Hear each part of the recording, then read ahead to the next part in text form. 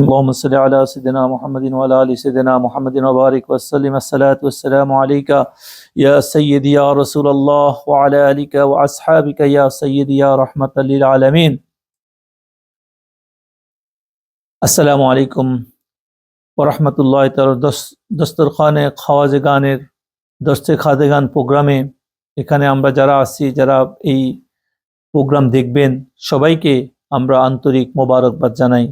আল্লাহ রাব্বুল আলামিন আমাদের সবাইকে আমাদের এই দর্শে খাজেগানের যে আলোচনা হবে সেখান থেকে যা কিছু আমরা বুজুর্গানের দিন আমাদের খাজেগান খাজাইনের রহমত থেকে যেগুলো আসবে আমাদের জন্য সেগুলা আমরা যেন আমল করতে পারি এবং আমাদের জীবনকে পরিবর্তন করতে পারি, সেগুলোর দ্বারা আল্লাহ পাক আমাদেরকে তৌফিক দান করুক।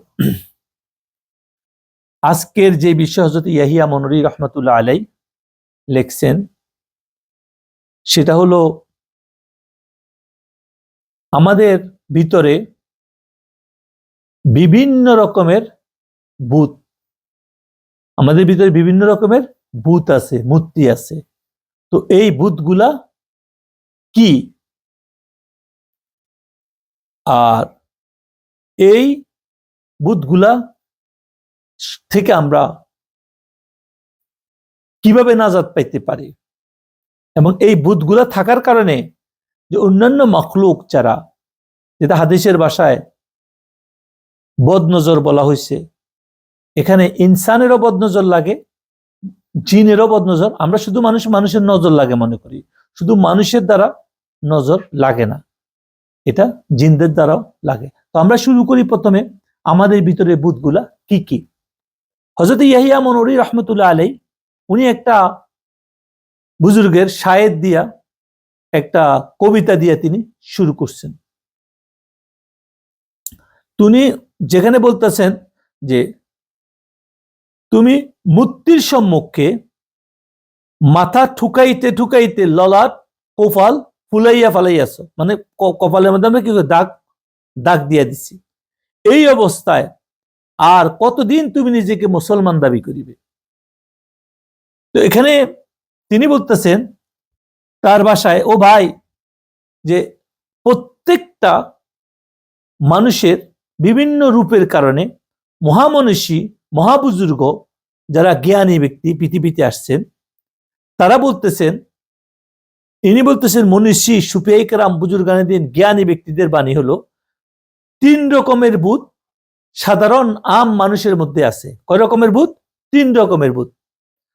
প্রথম নাম্বার ভূত দিছে তিনি যে খাওয়া দাওয়া পানাহার এগুলার বাসনা সবসময় খাই খাই খাই খাই বাপ ভালো খাওয়া, আর এটার প্রতি আসক্তি, এটা খাইতে হইব, এটা খাইতে হইব, কোরমা পোলাও খাইতে হইব, এটা খাইতে হইব, এটা খাইতে হইব, এগুলা খাইতে যাই এটার প্রতি যে একটা আসক্তি, এটা ওয়ান কাইন্ড অফ কি নাম্বার 1 ভূত।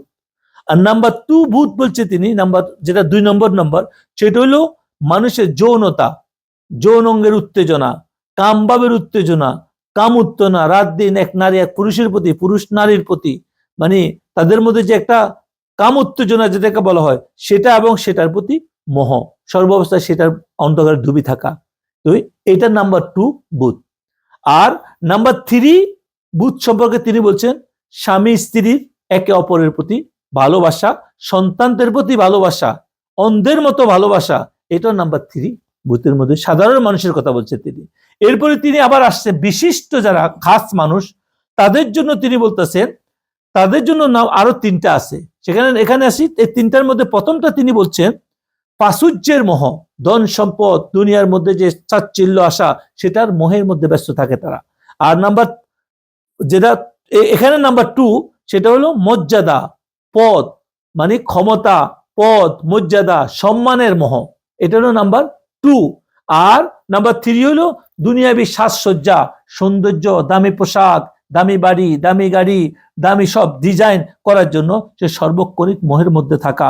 এটা হলো কি তার এই 3 নম্বর। এই 3টা আর আম মানুষের জন্য 3টা মিলি কয়টা হইলো? 6টা ভূত আমাদের মধ্যে কাজ করে। তারপর যেটা নাম্বার 7 তার ভাষায়, সেটা হলো সপ্তম মূর্তি হইল আমাদের অবাধ্য নাস্তিক যে আমাদের ভিতরে আছে, নফসে আম্মারা বিসুই, যেটা কোরআনে বলছে যে নফসে আম্মারা সেটা হলো আমাদের অবাধ্য প্রবৃত্তি, যাহা সকল ভূতের মূল, সবার লিডার। এটা হলো নাম্বার 7। তার মানে কি আমাদের মধ্যে 7টা ভূত আমাদের মধ্যে বিরাজমান আছে, 7টা মূর্তি, সেগুলো আমাদের সাথে সর্বক্ষণিক আসছে। তাহলে 7টা কিভাবে তিনি নির্ণয় করছেন? আমাদের মধ্যে প্রত্যেকটা মানুষ আম খাস মিলাইয়া ইনসানের মধ্যে 7টা ভূত জন্মের পর থেকে আস্তে আস্তে তার মধ্যে পরিবেশ পরিগত কারণে তার মধ্যে থাকে। এই হযরত ইয়াহইয়া মনির বলতেছেন নাম্বার 1 ভূত হলো কি আমাদের খাওয়া দাওয়া, আমাদের পানাহার, এটা এত খাই করি, আর এটার ভালোবাসা। আর নাম্বার 2 হলো কি কাম উত্তেজনা, যৌনতা, নারীর প্রতি পুরুষের প্রতি নারীর, এটাকে পাবেন লাগে, এটার মোহে এন অন্ধের মতো থাকে, এটা নাম্বার 2। আর নাম্বার 3 হলো কি, নাম্বার 3 নিজের স্বামী স্ত্রী এদের একে অপরের ভালোবাসা বন্ধন এমন চায়, একে অপরের সন্তানদের প্রতি ভালোবাসার মোহ। এই জন্য এই নাম্বার 3 আসছে। নাম্বার 4 হলো প্রাচুর্য, ধন সম্পদের মোহ, ধন সম্পদের ভালোবাসা। আর নাম্বার 5 হলো পদমর্যাদা, ক্ষমতা, সম্মানের ভালোবাসা। আর নাম্বার 6 কি সাজসজ্জা, দুনিয়ার প্রতি সাজসজ্জা, তারপরে হলো কি বাহ্যিক সৌন্দর্য, লোক দেখানো ভাব, এগুলো হলো নাম্বার 6। নাম্বার 7 হলো আমাদের নফসে প্রবৃত্তি, যেটা আমাদের নফসে আম্মারা। এখন তিনি বলতেছেন এই 7টা মূর্তি প্রত্যেকটা মানুষের মধ্যে, ভূত আমাদের মধ্যে আছে। এখন তিনি বলতেছেন, হাদিস থেকে আনতেছেন যে আমাদের যে নফসে আম্মারা, যেটা এই নফসে আম্মারা যত কিছুর লিডার, যত কিছুর কি লিডার, এগুলো সবার লিডার হলো নফসে আম্মারা। এই ব্যাপারে রাসূলুল্লাহ সাল্লাল্লাহু আলাইহি ওয়াসাল্লামের হাদিস আসছেন। রাসূল সাল্লাল্লাহু আলাইহি ওয়াসাল্লাম এক যুদ্ধ থেকে, এক জিহাদ থেকে যখন ফিরতেছিলেন, তখন এই হাদিসটা এভাবে আসছেন, রাজা'না মিনাল জিহাদিল আসগরে ইলাল জিহাদিল আকবর। বলতেছে রাসূল সাল্লাল্লাহু আলাইহি ওয়াসাল্লাম বলছে সাহাবাদেরকে যে আমরা ছোট যুদ্ধ থেকে বড় যুদ্ধের দিকে আমরা কি করতেছি, প্রত্যাবর্তন করতেছি, আমরা বড় যুদ্ধের দিকে যাচ্ছি। সাহাবারা বলছে ইয়া রাসূলুল্লাহ, বড় যুদ্ধটা কি? আর বড় যুদ্ধটা হলো আমাদের নফসের বিরুদ্ধে যুদ্ধ করা। রাসূল সাল্লাল্লাহু আলাইহি ওয়াসাল্লাম বলছেন, এখন আমরা যত কিছুই বলি, এখানে এই ভূতগুলা যখন আমাদের মধ্যে আসে, তখন আমাদের এই ভূতগুলা থাকার কারণে এগুলা আমাদেরকে কি করতেছে, ভূতে আমাদের নফস আমাদেরকে কোন কোন কাজে সহযোগিতা করতেছে, আমাদের খাই সবচেয়ে ভালো খাইতে হইব, পোলাও কুরমা খাইতে হোক, মাছ মাংস চুরি করি হোক, ডাকাতি করে হোক, হারাম করে হোক, আমার পেটকে শান্ত করতেই হবে যে কোনো কিছু দিয়া। আর একটু বেশ কমাইলে, বেয়ার বাড়িতে গেলে বেয়া যদি একটু খানা কম দিছে, মুরগি এক টুকটা কম দিছে, খবর আছে, এটা কে করতেছে, ওভাবে করতেছে। তারপরে আপনি কোনো বন্ধু বান্ধব আপনার দাবাত দিছে, ওর সমর্থ অনুযায়ী আপনার দিছে, কিন্তু আপনার মতো দেনাই কেন, আপনার মেজাজটা গরম হয়ে গেছে। এগুলা সবকিছু একটা কি বুধ, দেখছেন আমাদের কি ক্ষতি করতেছে, এই বুজুর্গ বলছে। তারপরে অনেকভাবে আপনি তুলনা করতে পারেন, আপনার যদি টেস্ট একটু লবণ কম হয়েছে, ঘরের বিবি একটু লবণ কম দিছে, বাস খবর আছে, তার মা মাসি সব 12টা বাজে দিচ্ছে। এইভাবে আমরা দেখতেছি এই পানাহার বাসনা, এই খাওয়ার বাসনা, এই খানার মোহ মানুষকে ঈমান পর্যন্ত নষ্ট করে দিচ্ছে। বুঝে আসছে কথাটা কি? ঘরের স্বামী স্ত্রীর মধ্যে সম্পর্ক পর্যন্ত নষ্ট হয়ে যায়। একটা কোনো জায়গায় কিনতে গেছে, কোনো কিছু করতে গেছে, আপনার মতো হয় নাই, এই জন্য বলেছে এটা পানাহারের বাসনা, মোহ, ওয়ান কাইন্ড অফ ভূত। তারপরে যৌনতা, এটার জন্য তো মানুষ সবকিছু করতেছে, আপন ভদ্র স্বামী থুইয়া আরেক পুরুষের সাথে চলে যাচ্ছে, পুরুষ স্ত্রী রাখি আরেক মহিলার লোকে চলে যাচ্ছে, তার খায়ের সাথে নফসানি পুরানোর জন্য, যৌনতা পুরানোর জন্য, কোনো রকমের আল্লাহ পাকের ভয় নাই, কোনো কিছু নাই। এভাবে আজকে সমাজকে তারা কি করে ধ্বংসের দিকে নিয়ে যাচ্ছে। এই জন্য এটা একটা ভূত আমাদের মধ্যে লুকায়িত আছে। তারপরে হলো কি আমাদের স্বামী স্ত্রীর প্রতি ভালোবাসা, স্ত্রী সন্তানের ভালোবাসা অন্ধে আমরা পাপ, অন্যায়, হারাম, অন্যের ক্ষতি, সিটারি, বদমাশি, আমরা সবকিছু করতেছি কেন? আমাদের এই স্ত্রী সন্তান থেকে ভালোবাসার কারণে। এদের জন্য তো আমরা করতেছি, তাই না? এই ভালোবাসা যদি আল্লাহর জন্য না করি, এদের ভালোবাসায় পড়ি, আমরা যত রকমের অন্যায় কাজ, নিষিদ্ধ কাজ আল্লাহ যা করছে সেগুলা করতেছি। এই জন্য এটা কি একটা ভূত। যদি এদের ভালোবাসা কম থাকতো, আল্লাহর জন্য হইতো, তাহলে আমরা এই কাজ কখনো করতাম না। তারপরে যেটা বলেছে প্রাচুর্যের মোহ, ধন সম্পদ আমার থাকতে হবে, আমি বড় সম্পদশালী হইতে হবে, সমাজ আমাকে সম্পদশালী বলতে হবে, এই সম্পদ টিকে রাখার জন্য, এই ধন টিকে রাখার জন্য আমি যত রকমের চিটারি করা দরকার আছে, মানুষের সাথে প্রতারণা করা দরকার আছে, যত কিছু করা আছে, আমি সেটা করতে বাধ্য। সেখানে আমি যতই নামাজি হাদিসা বই না কেন, আমি সেটা করতে বাধ্য। তার মানে কি এই প্রাচুর্য একটা ভূত। এই ভূত আমার ভিতরে থাকি, আমাকে কি করতেছে, আমাকে আমার রব থেকে দূরে সরাই দিচ্ছে। তারপরে দেখা যাচ্ছে মোহ, মর্যাদা, পদের মোহ, ক্ষমতার মোহ, এটা তো আরো খারাপ জিনিস। একটা মানুষ যখন কোনো পজিশনে থাকে ওই পজিশন টিকে রাখার জন্য সে সব কিছু করতে পারে, সে মিথ্যাকে সত্যে পরিণত করতে পারে, সে দুনিয়াটাকে উলট পালট করে দিতে পারে। মর্যাদার জন্য মানুষ কি না করতে পারে, মর্যাদার মোহ, পদের মোহ, ক্ষমতার মোহ, তার মানে এই জন্য যখন এটা তাকে এই পর্যায়ে নিয়ে যায়, তাকে পশু বানিয়ে দিতে পারে, সে একটা মানুষকে খুন করতে পারে তার এটা টিকে রাখার জন্য, একটা মানুষকে সে যে কোনো ভাবে তাকে মিথ্যা অজুহাত দিয়ে তাকে পাশায় দিতে পারে এটার জন্য। এই জন্য এটা একটা ভূত। তারপরে আরেকটা হলো কি, মানুষ সাজসজ্জ সৌন্দর্য, মানুষের সৌন্দর্য টিকে রাখার জন্য, যেটা রাসূলের সৌন্দর্য হচ্ছে এটা নয়। এখানে এই সাজসজ্জ বলে উনি হযরত বুঝেছেন যে এখানে এটার দ্বারা বুঝেছে যে আজকে একে আরেকজনকে আকর্ষণ করার জন্য অমুকের একটা গাড়ি আছে, আমারটা এর থেকে ভালো হইতে হইব, ওর মর্যাদা মতো হইতে হইব। তারপর অমুকের বাড়িটা আছে, আমারটা এর থেকে সুন্দর হইতে হইব, ওর সোফাটা সুন্দর আছে, আমারটা এর থেকে আরো সুন্দর হইতে হইব, ওই দামের হইতে হইব, আমার স্ট্যাটাস রক্ষা করতে হইব, ও যে পোশাকটা বলছে পৃথিবীর দামি ব্র্যান্ড, আমারটা এরকম হইতে হইব, ওই কলমটা এরকম, ওর ঘড়িটা এরকম, দেখানোর জন্য যে সাজসজ্জা যে হইতেছে, এগুলো এক একটা কি ভূত। আল্লাহ রাসূল যে পোশাকের কথা বলছে, যে সৌন্দর্যের কথা বলছে, সেটা আর এটা এক নয়। এই জন্য এই সাজসজ্জা, এই সৌন্দর্য, এই মোহ, এই বুজুর্গ বলছে একটা কি ভূত। কখন? যখন আমি এটা প্রতিযোগিতায় নামছি। এই জন্য আর যেটা ৭০ নম্বর বলা হয়েছে সেটা নফসে আম্মারা। এটার কথা হযরতে ইমাম জাফর সাদেক রহমতুল্লাহ আলাইহিকে প্রশ্ন করা হয়েছিল হযরত ইমাম জাফর সাদেকে, মাত্র তাগুত, মুক্তি কি, তাগুত কি? তো হযরত ইমাম জাফর সাদেক রহমতুল্লাহ উত্তর দিয়েছেন, মা শাগাতাকা আনিল হাক্কি ফাহুয়া তাগুত। যেই বস্তু, যে জিনিস হকের বিপরীতে দাঁড়ায়, আল্লাহর বিপরীতে দাঁড়ায়, আল্লাহ বিমুখ তোমাকে করে, যেই কাজ তোমাকে আল্লাহ থেকে দূর করে দে, আল্লাহ বিমুখ করে দে, সে এক একটা কি ভূত, এক একটা কি তাগুত, এক একটা কি তাগুত। আর আমাদেরকে আজকে যে কোনো কিছু, আমাদের পড়াশোনা, আমাদের ক্ষমতা, আমাদের গর্ব, আমরা কাউকে মহব্বত করি, আমরা কাউকে তার মহব্বতে আমার আল্লাহ থেকে দূরে সরিয়ে দিতে পারে। আমরা কাউকে কোনো কিছু ভালোবাসি, আমরা কোনো গ্রুপকে সাপোর্ট করি, আমরা কোনো দিকে যাই, আমি সবকিছু যদি হকের বিরুদ্ধে যায়, সত্যের বিরুদ্ধে যায়, আল্লাহর বিরুদ্ধে যায়, তো আল্লাহ থেকে বিমুখ হয়ে যায়, তো আমি আল্লাহ থেকে দূর হয়ে গেলাম। তখন আমি একটা হিদায়াত জ্ঞান রাখি না। আমি আমার বন্ধুকে সাপোর্ট করতে যাইয়া আমি একটা গ্রুপকে ভালোবাসি, এক পিসাবকে ভালোবাসি, আরেক আলেম গ্রুপকে ভালোবাসতে যাই, আমি এমন হয়ে যায় সেখানে আল্লাহর বান্দাদের মনে কষ্ট দিতে আমার কোনো কষ্ট হয় না, কারণ আমি তো একটা অন্ধ হয়ে গেছি, আল্লাহ থেকে বিমুখ হয়ে গেছি। এই জন্যই বলা হয়েছে যে এক একটা যে জিনিস তোমাকে আল্লাহ থেকে বিমুখ করে দেয় সেটা কি একটা ভূত, এটা কি একটা মূর্তি। এখন এই জন্য এখন আমাদেরকে এই জিনিসগুলো যখন আমাদেরকে ইয়া করে, তখন এখানে প্রশ্ন আসতে পারে, এখানে অনেকেই প্রশ্ন করতে পারে যে পরিবার পরিজন কি, নবীদেরও ছিল, সিদ্দিকদেরও ছিল, সাহাবাদেরও ছিল, অলিদেরও ছিল, তো এখানে উনি বলতেছেন এরা ভূত, পরিবার পরিজনের ভালোবাসা কি ভূত। তো উনি এটার উত্তর দিচ্ছেন হযরত ইয়াহিয়া মনুই রহমতুল্লাহ আলাইহি, যে এই মুহূর্তে তোমাদের প্রশ্ন আসতে পারে আম্বিয়া আলাইহিস সালাম और আউলিয়ায়ে কেরামেরও এজামের কথা, যে তারা তো তাদের সন্তানের অধিকারী ছিল। হ্যাঁ, তিনি উত্তর দিতেছেন, হ্যাঁ তাদেরও সন্তানাদি ছিল, তাদেরও কি ছিল, পরিবার ছিল, দুনিয়ার সবকিছু ছিল, কিন্তু তাদের স্ত্রী পরিবার পর্যন্ত সন্তানাদি ছিল শুধু কি, তারা ছিল তাদের সহকারী, সহযোগী, সহযাত্রী, চলার পথের একটা কি যাত্রী।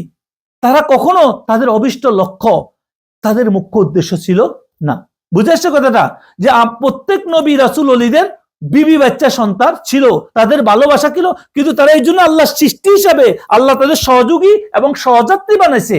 সহযোগী সহযাত্রী বুঝছেন, সহযোগী যে একে অপরের সহযোগিতা করবে, আর সহযাত্রী মানে আল্লাহ আমার সাথে তারে সফরে রাখছে, এই দুনিয়ার জীবনে সফরে রাখছে। এই জন্য আমিও তার জন্য দায়ী না, আমার জন্য সে দায়ী না, আমরা প্রত্যেকের দায়িত্ব পালন করব, একসাথে চলতেছি আর একে অপরকে সহযোগিতা করব আল্লাহর পথে থাকার জন্য, কিন্তু সে আমার অবশ্য লক্ষ্য নয়।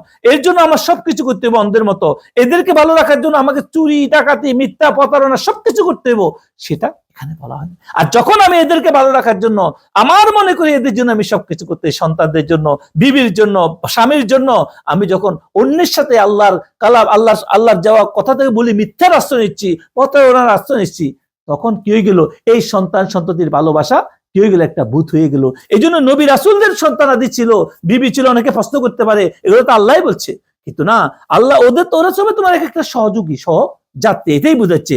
এই জন্য এখানে বলেছে এরা একে অপরের সাথে আলাদা, কি স্বামী স্ত্রী একে অপর কি আলাদা, প্রত্যেকের মধ্যে ফাট আলাদা, বিজন, কেউ কারো আপন নয়, এখানে কেউ কাহারও আপন নয়, একে অপর দায়িত্ব। এখানে বলে সহযোগী, মানে কি দায়িত্ব একে অপরের উপরে। এই জন্য আমরা বলি যে সবসময় যে একজন স্বামী একজন স্ত্রী একে অপরের পরিপূরক, একে অপরের সহযোগী, কিন্তু কেউ কারো মালিক নয়। মালিক হলো কে? আল্লাহ। আমরা কাউকে গোলাম হিসেবে নিতে পারবো না, আমরা তার দায়িত্ব পালন করতে হবে, তার কাজ যেটা করা হবে। সে সহযাত্রী, আমার সাথে একই বাসে যাচ্ছে, একই ট্রাভেলে যাচ্ছে। এই জন্য তিনি এটার উত্তর দিয়ে দিয়েছে। এখানে যে 7টা ভূত বলা হয়েছে, অনেকে আবার প্রশ্ন আসতে পারে, এই বুজুর্গ 700 বছর আগেই, 750 বছর আগে এটার উত্তর দিয়ে গেছেন। এই জন্য তিনি বলতেছেন এই মূর্তি পূজা, এই জিনিস আজকে আমরা সবার মধ্যেই ঢুকে গেছে। কিভাবে ঢুকছে? আমরা আমাদের এই মূর্তি পূজা, এই নফসের কারণে আজকে আমরা সবাই বিভিন্নভাবে আমরা এর মধ্যে পড়িয়াছি। আমরা জুব্বা, টুপি, পাগড়ি, বিভিন্ন সুরতে আমরা কাজ করতেছি সত্য, কিন্তু আমাদের এলেমের অভাবের কারণে আমাদের ভিতরে এই ভূতগুলা কোনো না কোনো ভাবে আমাদের মধ্যে কি আছে? আমাদের মধ্যে আছে। আর এগুলো সবকিছু সর্দারকে নফসে আম্মারা। কি? নফসে আম্মারা।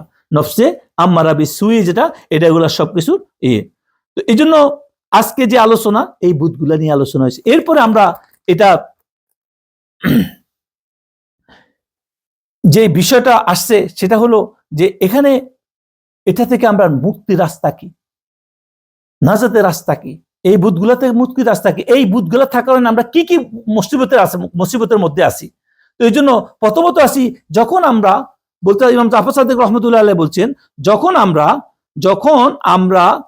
আমরা কি করি, আমরা আল্লাহ থেকে বিমুখ হইয়া যাই, তখন সবগুলা কি এক একটা ভূত আমাদের সামনে, তখন একটা আল্লাহর কাজ নয়। আমরা যত কিছু করি, ইবাদত করি, সবকিছু করি, তো এই জন্য আমাদের ভিতর থেকে আমাদের যে ফাহারা, আমাদের সিকিউরিটি নষ্ট হইয়া যায়। আমরা আল্লাহ পাকের বান্দা থাকতে পারি, কিন্তু আল্লাহ পাকের হেফাজতে আমরা নিজেরাই নষ্ট করি পালাই। বুঝে আসছে কথাটা? এই জন্য আমাদের সমাজে আমরা এক একজন এক এক সমস্যার মুখোমুখি হই। আমরা বিভিন্ন, আজকে আমরা একটা বিষয় আলোচনা করব, সেটা হলো হাদিস দ্বারা প্রমাণিত আসছে যে আমরা বিভিন্ন নজরের, বদ নজরের আমরা মুখোমুখি হই, আমরা বিভিন্ন মুসিবতের মুখোমুখি হই। এখানে আমি একটা কথা বলে রাখি, আল্লাহ পাক মানুষ বিভিন্ন মুখোমুখি হইতে পারে। মানুষের 3 রকমের বিপদ হইতে পারে। একটা হলো কি, সে নিজের পাপের কারণে, নিজের ভুলের কারণে, যে ভূতগুলা থাকার কারণে, সেই ভূতগুলার সাথে সম্পর্ক রাখার কারণে সে কি করে, তার নিজের ভুলের কারণে তার উপরে পানিশমেন্ট আসে। সেটা তার ভুলের সাজা। আল্লাহ কাউকে সাজা দেন না, তার কামাই। সে যে মন্দ কাজ করে, এগুলা তাদের কামাই। কোরআনে বলা হয়েছে যে সে যে কাজ করে সেগুলা, আর যেগুলা ভালো করে সেগুলো আল্লাহ পাকের ফজল। এগুলা কি আল্লাহ পাকের ফজল, আল্লাহ তাকে দয়া করছে। আর যেগুলা মন্দ করে, এগুলা কি তার নিজের কামাই। তো এখন সে নিজের কামাইয়ের কারণে এক ধরনের লোক পানিশমেন্ট খায়, এটার এক ধরনের ট্রিটমেন্ট। আর একটু হইলো এই যে আমাদের আনসিকিউরিটি থাকার কারণে এখন কি হইতেছে, অনেক জিন জাতি আছে, অনেক অদৃশ্য শক্তি আছে, যেগুলা শয়তানের দোসর। তারা কি করে, এরা এদের ক্ষতি করে। এখন শুধু মানুষের নজর লাগে না, এখানে কি হয়, জিনদেরও নজর লাগে। জিনদেরও কিভাবে নজর লাগে এদের উপরে। এই জন্য এই নজর হাদিস শরীফের দ্বারা আসছে। এই নজরগুলা সত্য। বুখারী শরীফের হাদিস, মুসলিম শরীফের হাদিস, অনেক জায়গা আছে নজর কি সত্য, নজরের বিষয়ে অনেক কিছু করা আছে। এই জন্য আমাদেরকে যে জিনিসটা আমাদেরকে দেখতে হবে,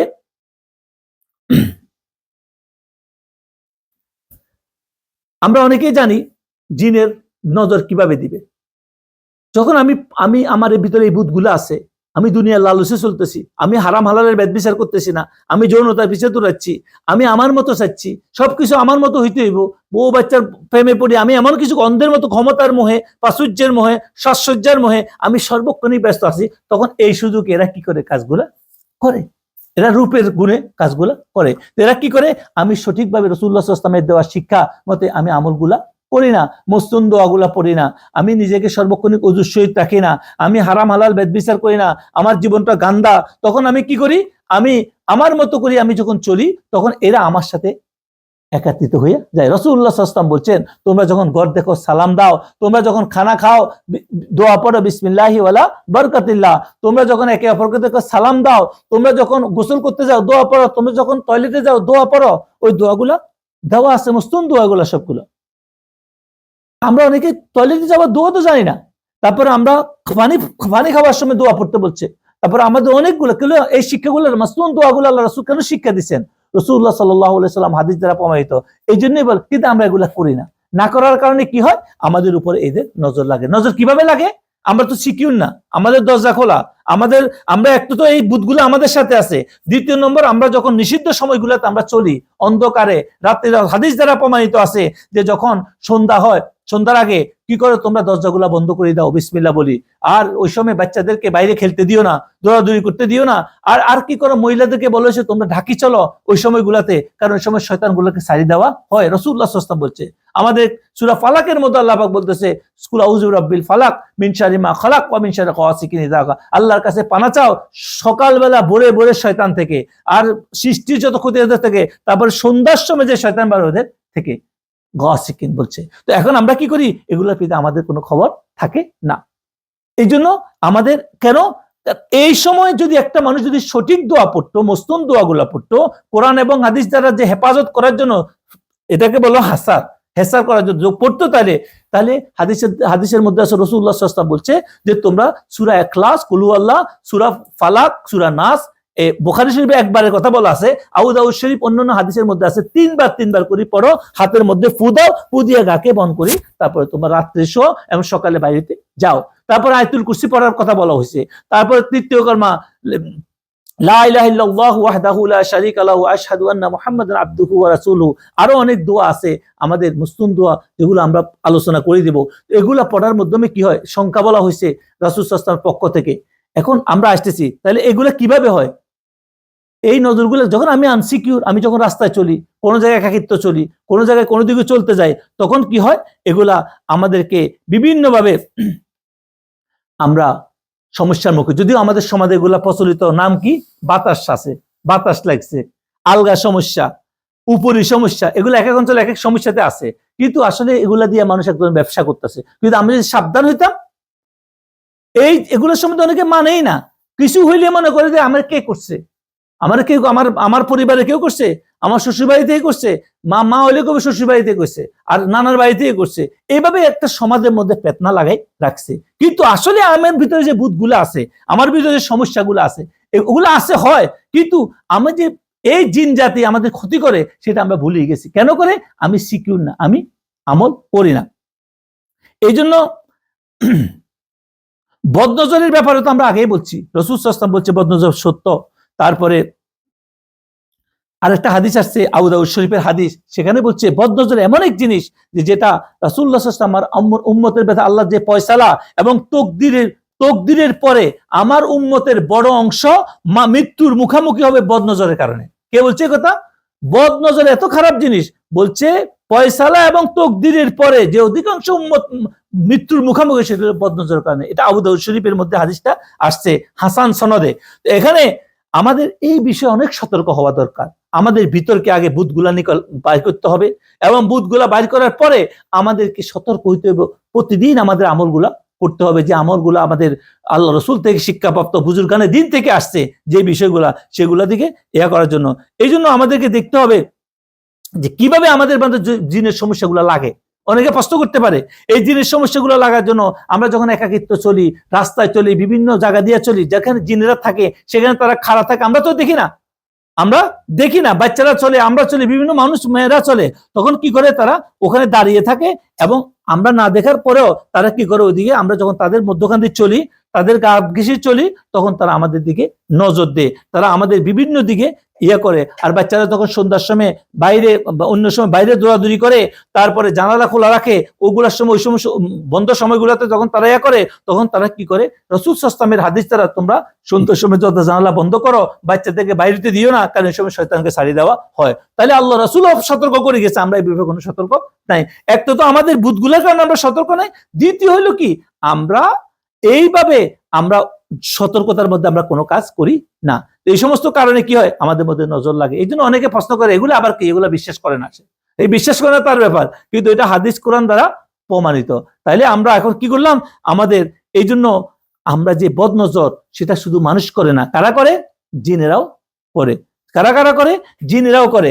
এই জন্য আমাদেরকে এই বিষয়ে সতর্ক হইতে হইব। তাহলে আজকে আমরা এই সতর্কতার এই সতর্কতা কিভাবে হব, কি প্রক্রিয়া করব, কারণ এখানে আমাদেরকে সর্বোচ্চ চেষ্টা করতে হবে। আমরা যারা এই বিভিন্ন সমস্যার মুখোমুখি আছি, আজকে আপনার নিজের ভুলের কারণে, আমি একটু আগে বলছি যে আমার জীবনের ভুলের কারণে আমার জীবনের সবকিছু এলোমেলো, আমি এখন ভালো টাকা পয়সা আছে, সম্পদ আছে, কিন্তু ঘরে শান্তি নাই, স্বামী স্ত্রীর মধ্যে শান্তি নাই, কিছুতে কিছু হলে ভয় পায়, কিছুতে কিছু সমস্যা হলে ভয় পায়। এই বিষয়গুলা কেন হয় এটা তারা দেখতেছে না। আমরা হয়তো কারো কাছে যাচ্ছি, সে আমাকে জিনটা তাড়া দিচ্ছে, বা কোনো আমল দিছে, বা রুকাইয়া করে দিছে, বা কোনো কিছু পড়ে দিছে, বা আমাকে বলছে নামাজ পড়া আমি পড়তেছি, কিন্তু আমার মধ্যে এই জিনিসগুলো এখনো আছে। কোনগুলো? এই বুধগুলো আমার মধ্যে আছে। এই বুধগুলো আমাদেরকে তাড়াইতে হবে। একটু আগে যে আমি আলোচনা করছি বুধগুলা কি কি, এই জন্য এই বুধগুলা আমাদের থেকে সরানোর জন্য এককভাবে সম্ভব নয়। এই বুধগুলাকে আমরা কোনোদিন এককভাবে সম্ভব নয় চালানো, এগুলা নিকানো, কারণ নফসে আম্মার এত খারাপ, এর থেকে বাঁচা এত সহজ কাজ নয়। তো এখানে আসি, যারা যারা জানতে চান যে জিনের নজর লাগলে আমাদের কেমন হয়। মানুষের নজর একরকম, জিনের নজর আরেক রকম। মানুষের নজর তো রাসূল সাল্লাল্লাহু আলাইহি ওয়াসাল্লাম শিক্ষাই দিছে যে যদি চিনো তাকে, তাহলে কি করো, তার থেকে উজু করার পানি লো, তার গা মুছি, তার মুখ মুছা অবস্থায় উজু করার পরে, উজু করে যে পানিগুলো দেখ, সেগুলোকে একটা লোকের সাহাবীকে গোসল করানোর পরে সে সুস্থ হইয়া গেছে। কিন্তু জিনের নজরের সমস্যা কিভাবে আপনি সমাধান করবেন, এই জন্য এগুলা থেকে আপনাকে জানতে হবে। যেমন জিনের নজর রাখলে কিছু আলামত, কিছু নিশানার কথা বলা হয়েছে এখানে। যেমন কোনো মানুষ শুধু শুধু ভয় পায়, কোনো কারণ ছাড়াই তার মধ্যে ভয় লাগে, সবকিছু কি ভয় লাগে, তার মানে বুঝতে হবে এর পিছে জিনের কোনো সমস্যা, স্নায়বিক কোনো দুর্বলতা থাকতে পারে। তারপরে হে মনে করে আশেপাশে কেউ যেন ঘুরতেছে, ছায়া ছায়া তার কাছে ভাব সৃষ্টি হয়, এগুলো কিন্তু তার সারাদিন জিনের নজরের কারণে হইতে পারে। তারপরে রাতে ঠিক মতো একটা ইয়াং মানুষ রাতে ঘুম হয় না, ঘুমের মধ্যে বাজে বাজে স্বপ্ন দেখে, মন্দ স্বপ্ন দেখে, এই জন্য। তারপরে অনেক মানুষ আছে সুসিবায়ু, আমাদের সমাজে বলে সুসিবায়ুর মতো হইয়া যায়, ওয়াসওয়াসা, তার মধ্যে অনেক বিষয় শুধু ওয়াসওয়াসা আছে, সব মানুষকে সাথে সন্দেহ করে, সব বিষয় তার মধ্যে শুধু বাজে কথা বলে, বাজে মন্দ কথা বলে, এগুলো জিনের নজরের কারণে হয়। তারপরে হলো কি, এই বিভিন্ন রকমের তার এনজাইটি, তারপরে ফানিক অ্যাটাক হইতে পারে শরীরের মধ্যে, তার শরীরের মধ্যে ফানিক অ্যাটাক হইতে পারে, তারপরে আরো অন্যান্য শরীরের ডিসঅর্ডার হয়ে যায় বিভিন্ন কারণে। তো এই সমস্ত বিষয়গুলো কি করতে হবে। তারপরে আমাদের এই আরো অনেকগুলো আলামত আছে, আমি কয়েকটা আলামত বললাম। অনেক সময় তাদের চোখ লাল হয়ে যায়, লাল চোখ হয়ে যায়, তারপরে বিভিন্ন রকমের তার শরীরের মধ্যে বিভিন্ন রকমের সমস্যা দেখা দেয়, এগুলো আসছে। তো এই জন্য আমাদের কি করতে হবে, আমাদেরকে যেটা বলতো, আমাদের যে কাজ করতে হবে, আমাদেরকে সর্বক্ষণিক আমাদেরকে রাসূলুল্লাহ সাল্লাল্লাহু আলাইহি ওয়াসাল্লামের শিক্ষা মতো চলার চেষ্টা করতে হবে। যারা বিভিন্ন সমস্যার মুখোমুখি হয় পরিবারের মধ্যে, তাদেরকে প্রথমত চেষ্টা করে এই বুধগুলো আমাদের মধ্যে আছে কিনা, যে 7টা বুধের কথা বলা হয়েছে, এই বুধগুলো যদি থাকে, আপনি যতই কিছু পড়েন না কেন, ওই পড়ার মধ্যে কোনো বরকত নাই। একটা লোকে যত রকম ইয়া করে না কেন। দ্বিতীয় নম্বর হলো যে আপনি সর্বক্ষণিক অজুর সহিত থাকার চেষ্টা করবেন। সকাল সন্ধ্যা অজুর সহিত উজু করে গোসল করতে যাইতে বলা হয়েছে।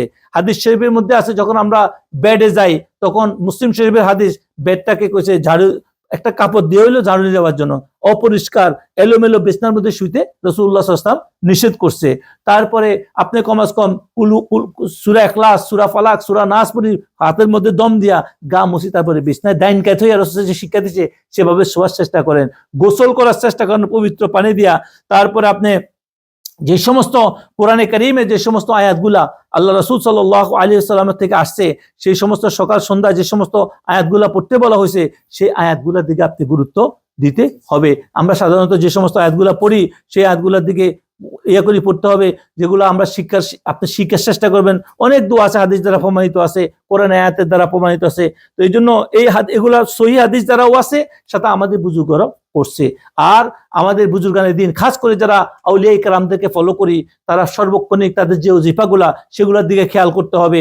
সকাল, যেমন আমাদের তরিকায় সকাল সন্ধ্যা ফাতিহা শরীফ, তারপরে সর্বক্ষণিক ওযুর সহিত থাকা, সর্বক্ষণিক জিকিরে ফিকিরে থাকা, খেয়ালে আল্লাহ জিকিরকে সর্বক্ষণিক ইয়াতে রাখা, তাহলে এই লোকের মধ্যে কখনো জিনের নজর, শয়তানের নজর কাজ করতে পারে না। যে সকালে একবার ফাতিহা শরীফ পড়ে, বিকালে একবার ফাতিহা শরীফ পড়ে, সকালে যে আপনার খতম শরীফ পড়ে আমাদের তরিকায়, এই তরিকায়, তারপরে সন্ধ্যার পর রাত্রেবেলা দুরূদ শরীফ পড়ে, তাওয়াজ্জুহ সহিত ফায়েজ খেয়াল করে, তারপরে নফল নামাজগুলো ঠিক মতো পড়ে, এর দ্বারা কি কখনো হবে না। আর এছাড়াও রাসূলুল্লাহ সাল্লাল্লাহু আলাইহি ওয়াসাল্লামের হাদিসের মধ্যে আছে যে আউযু বিকালিমাতিল্লাহি তাম্মাতি মিন শাররি মা খালাক, তারপরে এগুলা তিরমিজি শরীফের হাদিসের মধ্যে আছে, যে ব্যক্তি সকাল সন্ধ্যা তিনবার করে পড়ে, তাহলে জাদু টোনা বিষ তারপরে জিনের যত রকমের সমস্যা আছে এগুলা থেকে আল্লাহ পাক তাকে কি করবে, হেফাজত করবে। আরেকটা দোয়া আছে, বিসমিল্লাহিল্লাযী লা ইয়াদুররু মা ইসমিহি শাইউন ফিল আরদি ওয়ালা ফিস সামাই ওয়া হুয়াস সামিউল আলিম। আমরা যারা হিজবুল বাহার পড়ি এটার মধ্যে এই দোয়াগুলো সবগুলো আছে। হিজবুল বাহার সকাল সন্ধ্যা যদি কেউ দুইবারও পড়তে পারে, যদি সন্ধ্যার সময় একবার পড়ে, সারাদিন তার হিসার হইয়া সে হেফাজত হইয়া যায়। এই দোয়াটা এখানে এটা জামে তিরমিজির হাদিস, এটা একটা সহিহ সনদে হাদিসটা, এটাও যদি কেউ সকাল সন্ধ্যা 3বার করে পড়ে সমস্ত বিপদ আপদ মুসিবত থেকে আল্লাহ পাক হেফাজত করে। তারপরে সূরা তওবার আয়াত, হাসবি আল্লাহু লা ইলাহা ইল্লা হু আলাইহি তাওয়াক্কালতু ওয়া হুয়া রাব্বুল আরশ, হিজবুল বাহারের মধ্যে আছে। এই দোয়া যদি সকাল সন্ধ্যা যদি কেউ 7বার করে পাঠ করে, এটা সুনানে আবু দাউদের মধ্যে আছে। এখানে একটা কথা বলে রাখি, এখানে কিছু সংখ্যার কথা হাদিসের মধ্যে দেওয়া আছে। এখানে আমাদের কিছু অনেক বাইরে আছে, তারা সংখ্যার কথা শুনলে তাদের মনে কষ্ট পায়। আমরা যখন বলি এতবার পড়েন, 1000 বার পড়েন, 500 বার পড়েন, তো তারা বলে এগুলো কোথায় পাইছেন। এখানে রাসূলুল্লাহ সাল্লাল্লাহু আলাইহি ওয়াসাল্লাম যখন হাদিস দ্বারা বলে দিচ্ছে এতবার করেই পড়ো, তো ভাই আমার আর আপনার কোনো, আপনি মনোযোগের সহিত পড়ার চেষ্টা করেন। এইভাবে আরো অনেকগুলো আছে, সূরা ইখলাস, সূরা ফালাক, সূরা নাস, যে প্রতিদিন সকাল সন্ধ্যা যদি 3বার করে পড়া হয়, তাইলেও আল্লাহ পাক তাকে সব রকমের বিপদ থেকে হেফাজত করেন, জিনের নজর থেকে হেফাজত করেন। এখন আপনি বাচ্চারা পড়তে পারেন না, বাচ্চাদের এগুলা পরিদম করে দেন, তারপর আপনি নিজে পড়েন, তাহলে এই সমস্ত জিনিস যখন জিনের থাকবে, কোনো জায়গায় বসা থাকবে, আপনি দেখেন না, কিন্তু এই আমলের কারণে আল্লাহ পাক আপনাকে হেফাজত করবে, ওরা ওখান থেকে সরে যাবে, আপনার উপর কোনো আক্রমণ করতে পারবে না। তারপরে হলো যেটা কলমা শরীফ, লা ইলাহা ইল্লাল্লাহু ওয়াহদাহু লা শারীকা লাহু লাহুল মুলকু ওয়া লাহুল হামদু ওয়া হুয়া আলা কুল্লি শাইইন কাদির। এটার ব্যাপারে হাদিসে সাউ দাউদ মুসনাদে যে 100 বার করে পড়া উচিত, যে এটা অনেক পরীক্ষিত একটা, বুখারী মুসলিম হাদিসেও আসছে এই হাদিসটা। এটা কমসে কম 100 বার না পারলে কমসে কম ফজর এবং আসরের পরে কমসে কম 10 বার করে হলো পড়লে এটা অনেক বরকতে বা উদ্ধার শরীফের মধ্যে আসছে। বুখারীর হাদিস আছে 100 বার করে পড়ার কথা বলেছে, অনেক ফজিলত, জিন শয়তান থেকে বাঁচা যায়। এটা এমন এক দোয়া কেউ যদি পড়ে, তো তাহলে আমরা এই দোয়া করলে তো আমাদের বিপদ আসার কথা না। কিন্তু এই বিপরীত আমি আসতেছি একটু পরে। এরপর আয়াতুল কুরসি, এটাও মুস্তাদরাক হাকিমের মধ্যে আসছে।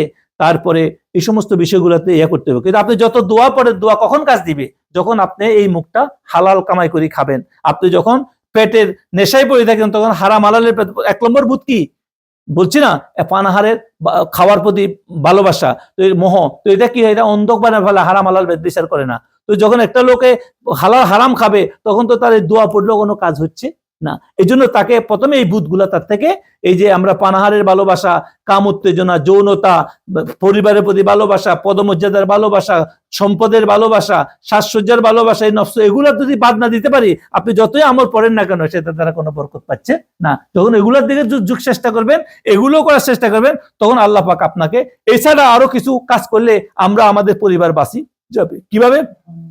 আমরা যখন ঘুমাইতে যাব, ঘুমানোর সময় আমরা কি করতে হবে? আমরা সর্বক্ষণিক ঘুমের আগে উজু করবো যদি উজু না থাকে, এবং ডাইন কাতুইয়া শুভ রাসূল সাল্লাল্লাহু আলাইহি ওয়াসাল্লাম যেভাবে শিক্ষা দিয়েছেন সেভাবে আমরা, তাহলে আমাদের অনেক কিছু আমরা বিপদ থেকে বাঁচতে যাব ঘুমের মধ্যে। ঘুম থেকে আমি একটু আগে বলেছি, শোয়ার পূর্বে বিছনা ঝাড়ি দিব, বিছনাকে ইয়া করে দেব, মিশকাত শরীফের হাদিস এটা। তারপরে আয়াতুল কুরসি পড়ি, সূরা ফালাক, সূরা বাকারার শেষ 2 আয়াতের ব্যাপারে বুখারী শরীফের মধ্যে আসছে, আমানা রাসূল থেকে শেষ পর্যন্ত এই আয়াতগুলো অনেক যারা পড়তে পারে, আর যারা পড়তে পারে না, কমস কম সূরা ফালাক, সূরা নাস, ইখলাস পড়ি আমরা চেষ্টা করব ইনশাআল্লাহ। তারপরে এভাবে আমরা অন্যান্য আমলগুলা আমরা চেষ্টা করব, তাহলে আমরা এই জিনের নজর, জিনের শয়তান থেকে বাঁচতে পারি। আজকে আমরা এই আলোচনার জন্য করলাম, যেখানে যে বিষয়টা বলা হয়েছে যে এই 7টা বুধ যাদের মধ্যে আছে, তারা অনেক ধ্বংসের মধ্যে আছে। আমরা মসজিদে যাচ্ছি, আমরা বিভিন্ন জায়গায় যাচ্ছি, কিন্তু এগুলো আমাদের মধ্যে আছে, এই জন্য আমাদের কোনো কামিয়াবি আসতেছে না। তাহলে আজকে আমাদের যে মূল আলোচনা, সেটা হলো যে আমরা যতক্ষণ পর্যন্ত আমাদের ভিতর থেকে এই বুধগুলা তাড়াইতে পারবো না, এই বুধগুলা দূর হইতে পারবো না, এই মূর্তিগুলো দূর হইতে পারবো না, আমরা উপস্থিত যতই করি না কেন। হযরত ইহইয়া মুনির রাহমাতুল্লাহ আলাইহি বলছে, যদিও এগুলা বুধ, এগুলা অপ্রকাশ্য বুধ, এগুলা কি অপ্রকাশ্য মূর্তি, আর কাফের মুশরিকরা যেগুলা বানায় সেগুলো হলো প্রকাশ্য মূর্তি। ওগুলা আর এগুলা এক না, এগুলা অপ্রকাশ্য, কিন্তু এগুলাকে আমরা পরিবর্তন করতে পারি।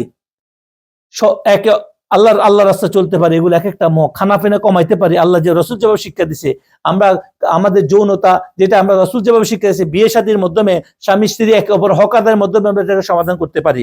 তারপরে যেটা সন্তানের প্রতি, পরিবারের প্রতি ভালোবাসা আল্লাহ যেভাবে বলছে সেই ভালোবাসা দেখাইয়া আমরা একে অপর ভালোবাসা দিয়া ওই দায়িত্ব পালনের মাধ্যমে আমরা আল্লাহ ভালোবাসা করতে পারি। আর যেটা সম্পদ যতটুকু আল্লাহ আমার নসিবে রাখছে হালাল উপায়ে কামানোর মাধ্যমে যেটা, সেটাকে আমরা অর্জন করতে পারি। ক্ষমতা মোহ যদি আল্লাহর পক্ষ থেকে আসিয়ে যায়, সেটা সঠিকভাবে দায়িত্ব পালনের মাধ্যমে সেটা আমরা করতে পারি। তারপরে সাজসজ্জা যেভাবে রাসূল সাল্লাল্লাহু আলাইহি ওয়াসাল্লাম বলছে, যেভাবে সুন্নত তরিকায়, যেভাবে আপনি ভালো পোশাক পরেন, খুশবু লাগান, মসজিদে যান, আল্লাহর লগে দিদার করতে চাইতেছেন, নামাজ পড়তে চাইতেছেন, সালাতু মিরাজুল মুমিনিন, উত্তম পোশাক পরে যাইতে রাসূল সাল্লাল্লাহু আলাইহি ওয়াসাল্লাম ওই পোশাক পরেন। এটা লোক দেখানো নয়, আল্লাহর জন্য।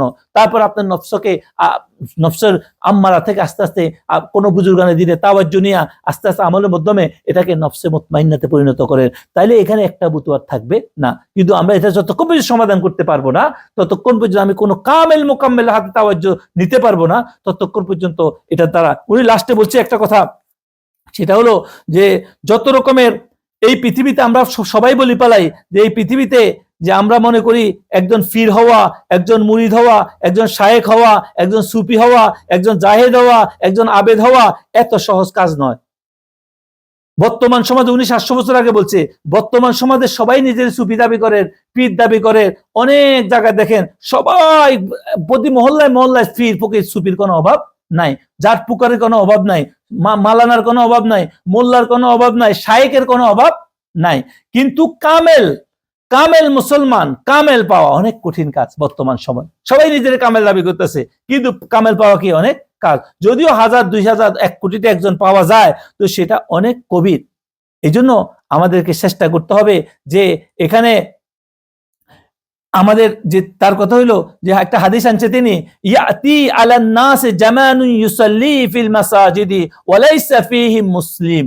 বলতেছে এমন এক সময় আসবে যখন নামাজিদের দ্বারা মসজিদ পরিপূর্ণ হয়ে যাবে, কিন্তু তাহাদের মধ্যে একজনও মুসলমান থাকিবে না। এই হাদিসটা তিনি আনছেন। বলতেছে মানে নামাজিদের দ্বারা মসজিদ পরিপূর্ণ হয়ে যাবে, কই মসজিদ গুলা এমন পরিপূর্ণ নামাজে, কিন্তু মুসলমান খুঁজে পাওয়া যাবে না। কি কঠিন জমানা, কতশো বছর আগে। উনি বলতেছে ওনার জমানা 750 বছর আগে, সেটা এই জমানা এটা হয়ে গেছে। এখন আমাদের অবস্থা কি একটু চিন্তা করা উচিত। এই জন্য ভাই আমাদেরকে চেষ্টা করতে হবে যে আমরা যারা বিভিন্ন ভাবে নিজেকে শো করতে চাইতেছি, দুনিয়া করতে চাইতেছি, কিন্তু পীর মুরিদি বা বিভিন্ন বিষয়ের মধ্যে যাইয়া আমরা বিভিন্ন জাতপুক শায়েখ হইয়া আমরা যে কাজগুলা করতেছি, জাহেলিয়ত করতেছি মানুষদেরকে, অথচ আমার ভিতরে ভূতগুলা আছে। তিনি বলতেছে এগুলা থেকে বাঁচার জন্য তিনি বলতেছে বারবার বলছে পত্রখানা অত্যন্ত মনোযোগের সহিত পড়াশোনা করবা, অধ্যয়ন করবা, যাহাতে মূর্খদের ফিরত্ব, শাইকি মুরিদি সম্পত্তিকালে যাহাদের ব্যাপক সরাসরি ঘটিয়াছে, তাহাদের অনিষ্ট ও ফিতনা যুগ আচ্ছন্ন হইয়া গিয়াছে, উহা সবের সম্মুখে প্রকাশিত হইব। বলতেছে এই মুক্তবাদ বেশি করে পড়বা। এই জন্য যে সমস্ত বন্ড, জাহেল, সুফি যারা ফির দাবি করতেছে, বন্ডামি করতেছে সমাজের মধ্যে, এদের থেকে যেন তুমি নিজেও বাঁচতে পারো, আর তোমার দ্বারা আল্লাহ পাক যেন মানুষদেরকেও বাঁচাইতে পারে। যারা এই ফির ফকির বা ফিরত্ব দাবি করে বিভিন্ন মসজিদ বানাইয়া যারা পৃথিবী এই বুথগুলা নিয়ে নিজের ক্ষমতা, নিজের সম্মান পাওয়ার লেগে ঘুরতেছে, এদের থেকে তোমরা যেন বাঁচতে পারো, মানুষদেরকেও বাঁচাতে পারো। রাসূলুল্লাহ সাল্লাল্লাহু আলাইহি সাল্লাম বলছে যে হাদিসের মধ্যে আসছে, ভবিষ্যৎবাণী করছে, লা তাকুমুস সাআতু ইল্লা আলা শিরারিন নাস। বলছে যে কিয়ামত ততদিন প্রতিষ্ঠিত হইবে, ওই দিন প্রতিষ্ঠিত হইবে যতক্ষণ পর্যন্ত মানুষের মাঝে ব্যাপকভাবে মন্দের প্রচলন না ঘটিবে। যখন মানুষের মধ্যে মন্দের প্রচলন করা শুরু হবে, তখন কিয়ামত সংঘটিত হবে।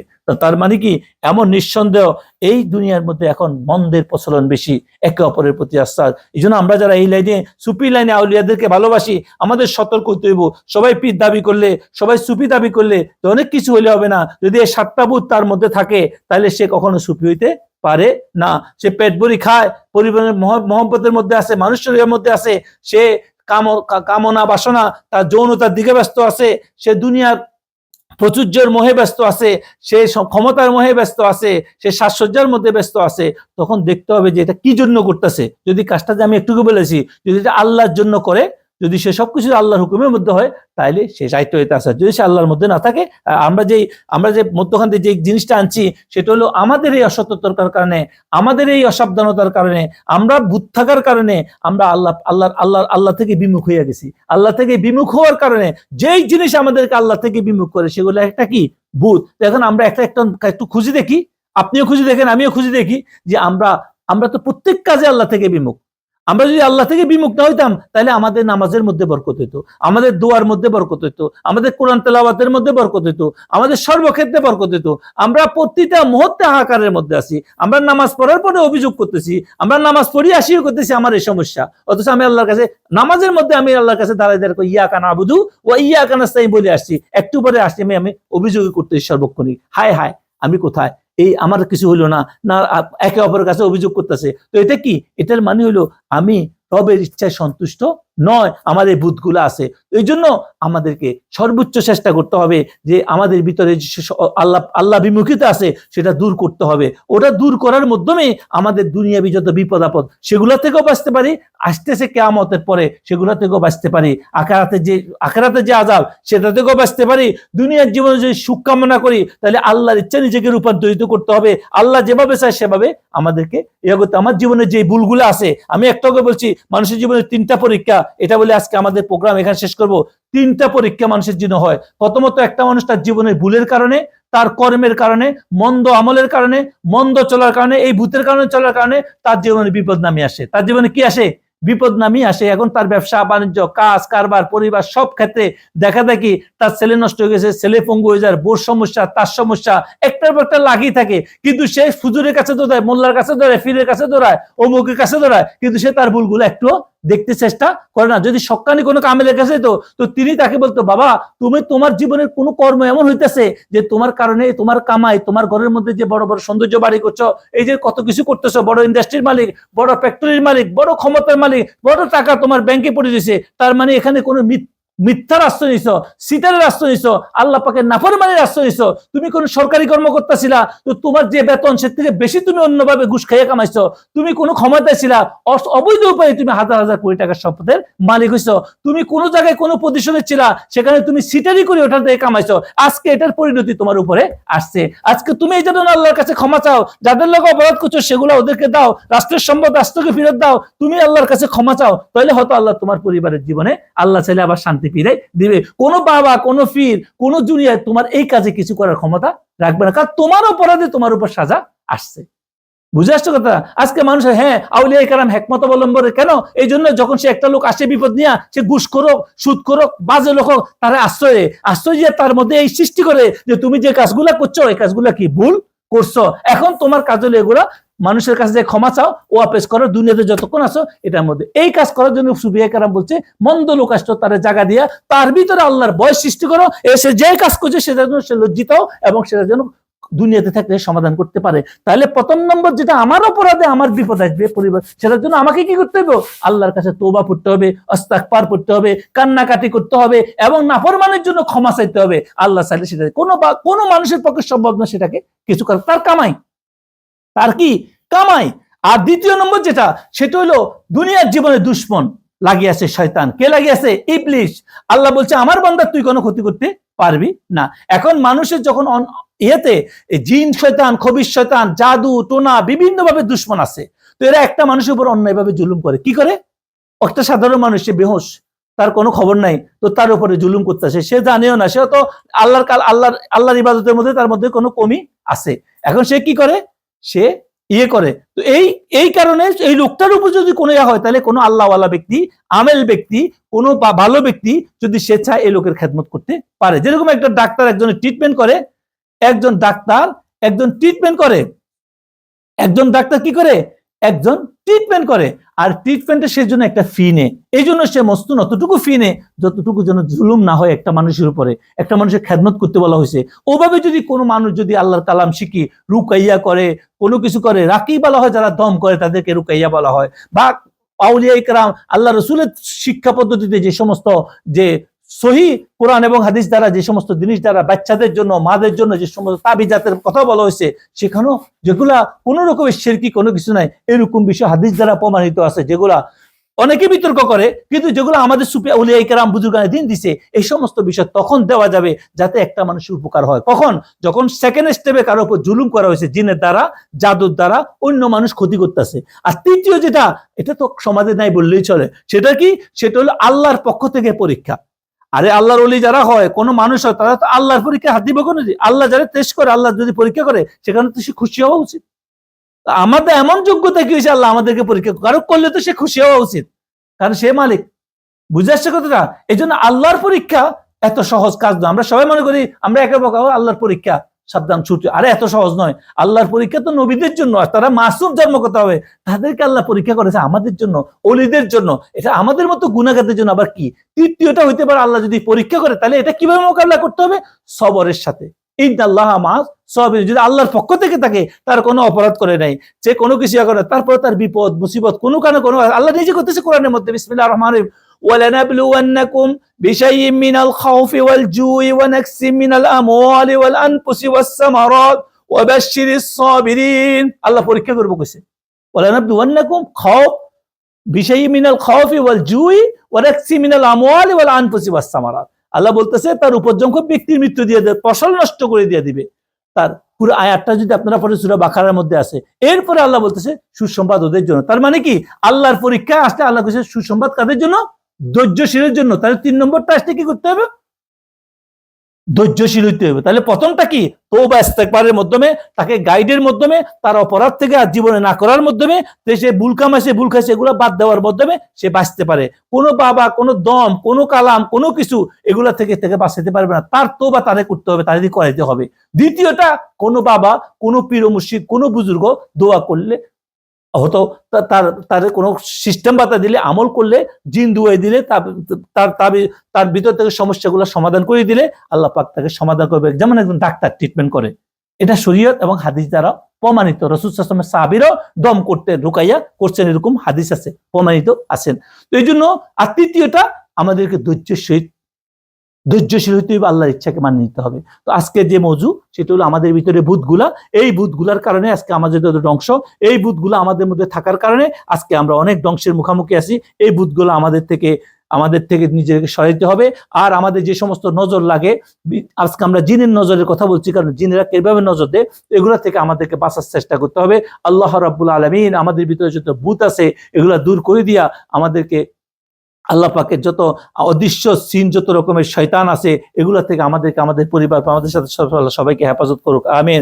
রব্বানা তাকাব্বাল মিন্না ইন্নাকা আনতাস সামিউল আলিম ওয়া তুব আলাইনা ইয়া মাওলানা ইন্নাকা আনতাত তাওয়াবুর রহিম। রব্বি আউযু বিকা মিন হামাযাতিশ শায়াতিন ওয়া আউযু বিকা রাব্বি আন ইয়াহদুরুন। ওয়া সাল্লাল্লাহু তাআলা সাইয়্যিদিনা মুহাম্মাদিন ওয়া আলা আলিহি ওয়া সাহবিহি আজমাইন বিরহমাতিকা ইয়া আরহামার রাহিমিন।